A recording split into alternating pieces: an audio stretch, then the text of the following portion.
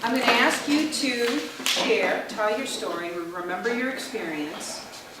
Go back to your memory, remember your experience. Try to create the space for us again.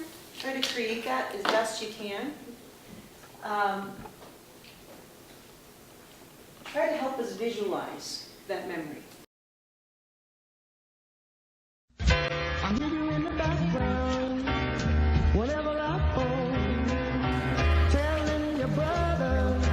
In our mind, we have a working memory, and part of that working memory, in fact, it's being considered a subset of the working memory, is that we have this sketch pad in our mind to represent pictorial images, and that's how we're storing some of the information pictorially.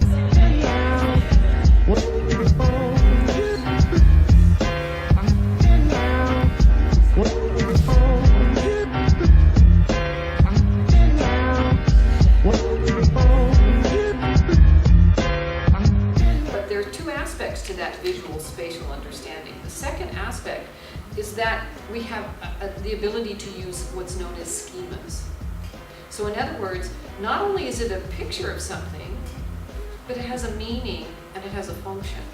So you might think of, for example, a good example for that would be the logo for recycling. It's an image, conveys a message, and has a function.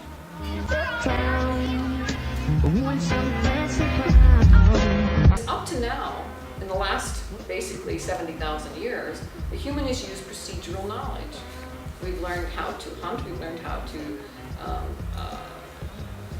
grow agriculturally, we've learned how to sew, we've learned how to cook. All of these types of things that we need, we've done. But now, with the advent of the Industrial Revolution, machines do a lot of that. So humans are moving away from the need to be so procedural, because we have machines that do that. Yeah, I mean, there's a lot of artists in here where narrative is a big component, where that conversation about light and dark and the weight of darkness and the relationship between the two.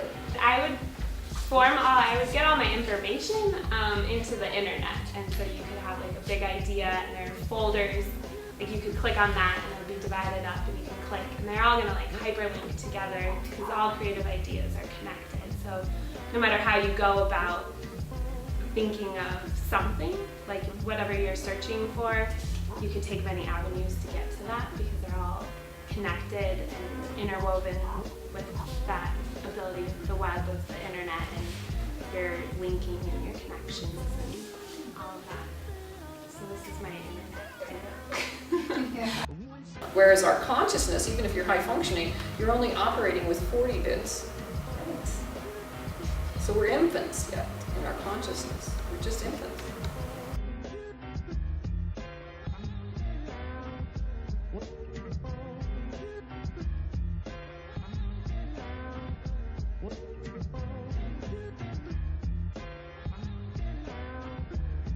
So, from the ages of 0 to whenever, right? There's experiences we have. Some are bigger, some are so subtle. And again, those memories could be how all of us describe them, right? So however they are and however they will be, they're occurring in some kind of a time frame and sequence.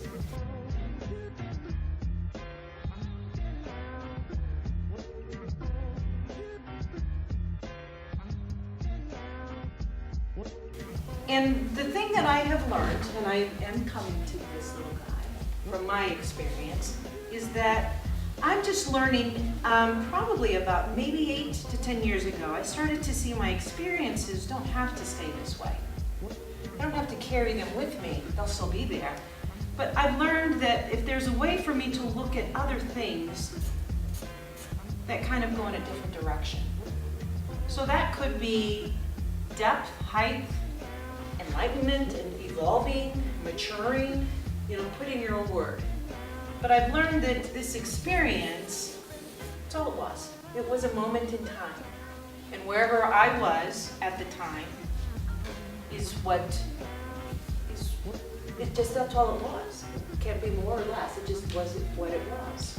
But when I remember it, it's different than my memory. When I remember it right here, it could be different than how I remembered it here, based on all the other experiences that I put together.